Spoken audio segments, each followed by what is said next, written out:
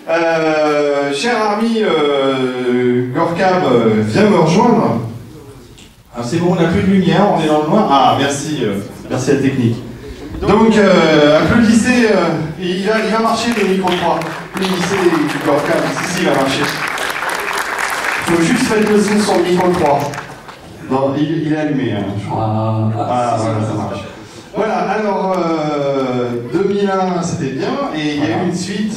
2010, et alors, toi tu fais de podcast. Voilà, je fais un podcast sur les images de synthèse, plus précisément sur les origines de l'image de synthèse, de 73 jusqu'à 93, donc Jurassic Park.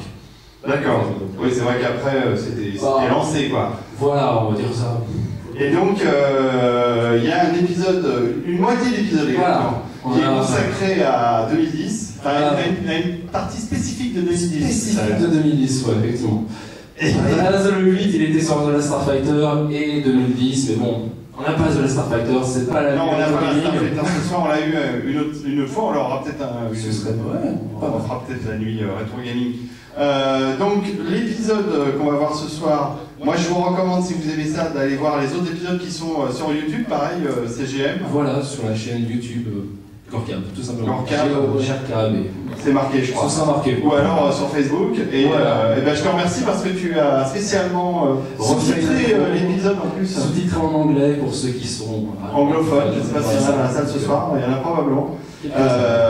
Voilà, appréciez donc ce petit podcast de 8 minutes. 8 minutes environ. 9 minutes. Et après, on enchaînera direct sur Outland. Outland, magnifique film. De Peter Hyams, justement, réalisateur de 2010 pour le coup. Et de Time Cop. Oh mon dieu, oui. Entre autres. Ah, mais après les années 90, on oublie. Ouais, voilà, c'est ça. D'ailleurs, Outland, on en a déjà parlé tout à l'heure, hein, c'est un truc à voir. À part l'informatique, d'ailleurs, dans ce film, je crois que le reste, ça n'a pas trop mal vieilli. Ouais, c'est ça. Surtout Jupiter au début, qui est en optique, qui est très très joli à voir. Ouais, et c'était la société d'effets spéciaux Introvision qui démarrait son boulot, qui a commencé avec Outland, c'est rien, c'est la frise qui remonte. Qui a commencé son boulot avec Outland et qui a disparu, je crois, avec Army of Darkness. C'était leur dernier boulot, je crois. Donc ils ont duré 10 ans, une bonne dizaine d'années. C'est une bonne fin quand même. Ouais, c'était pas mal. Mais bref, leur boulot sur Outland est vraiment impressionnant. Très bon. Voilà. Bon, je vais pas vous ennuyer plus longtemps. Je vous dis à tout à l'heure pour Moon. Et en attendant, profitez bien de Outland et de CGM épisode 1. Merci, à tout à l'heure.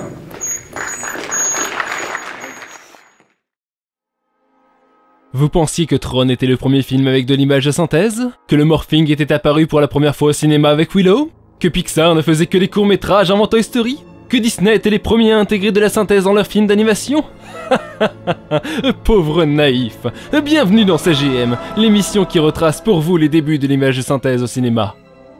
Bonsoir aux spectateurs du Max Linder, j'espère que vous avez apprécié la projection du mythique 2001, l'Odyssée de l'espace, mais avant de passer la main au film de Peter Hyams, Outland, j'avais envie de revenir avec vous sur la suite de 2001, 2010, et surtout sur la création de ces effets spéciaux en images de synthèse par le génial studio Digital Productions. Vous êtes prêts? C'est parti!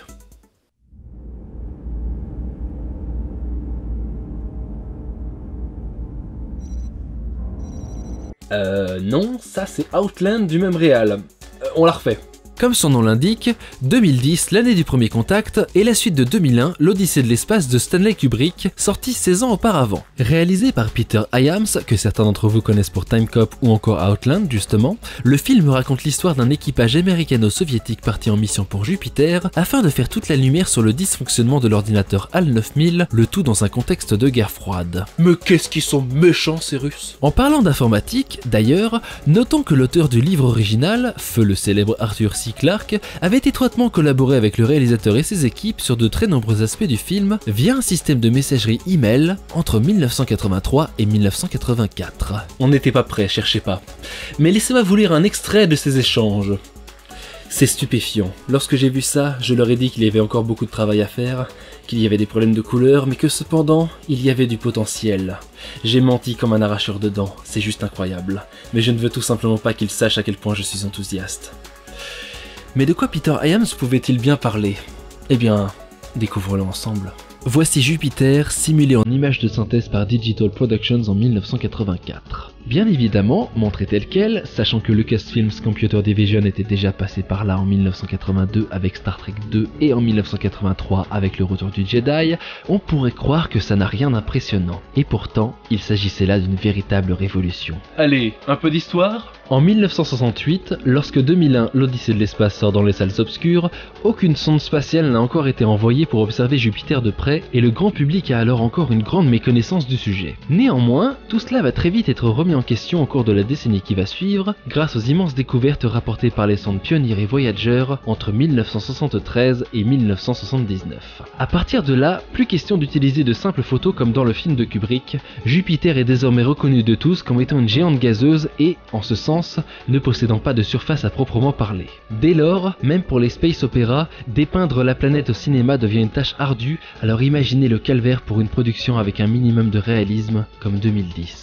Mais alors, pourquoi ne pas avoir utilisé cette vidéo montrant le rapprochement entre Voyager 1 et Jupiter? Ce fut justement envisagé pendant un temps par Digital Productions jusqu'à une réunion au Jet Propulsion Laboratory de la NASA où ils prirent conscience de la dure réalité. D'une part, les médias pris par les sondes Voyager étaient limités en quantité et en résolution, mais ils étaient surtout parasités par des artefacts visuels comme des lunes devant l'objectif ou encore des parties manquantes fragmentées. Vous commencez à comprendre le casse-tête pour Digital Productions? Fort heureusement, une technique fut alors imaginée par Craig Hobson et Larry Yeager, utilisant des algorithmes permettant de recréer une mécanique des fluides de façon numérique et ainsi simuler l'ondulation des nuages de gaz à la surface de Jupiter. En gros, avec cette méthode, la texture pouvait être animée.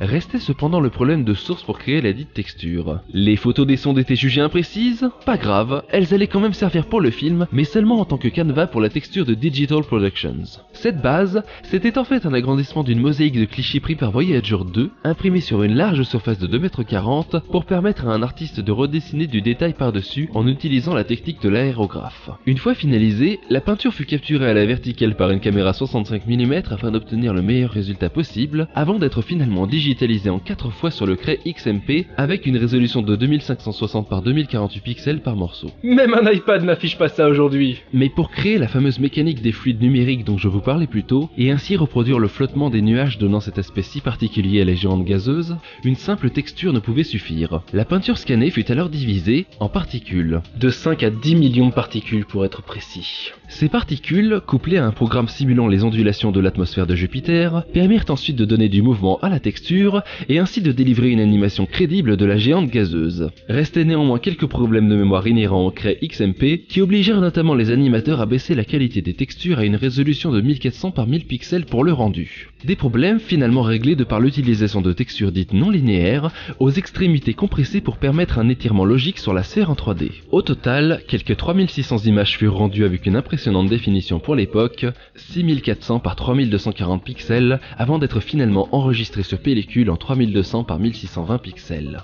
2 minutes étaient alors nécessaires pour chaque image. Alors imaginez pour 3600.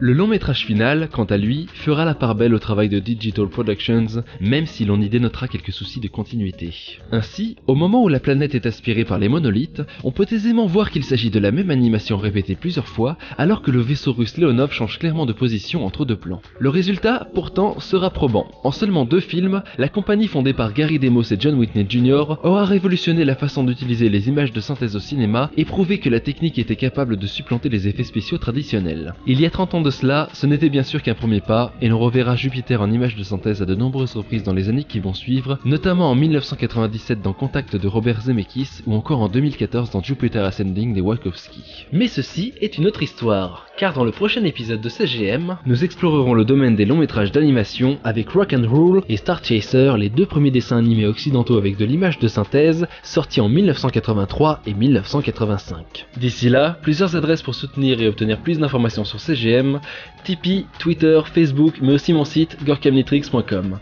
N'hésitez pas à vous abonner à ma chaîne YouTube, à partager les épisodes autour de vous et surtout à me laisser vos commentaires.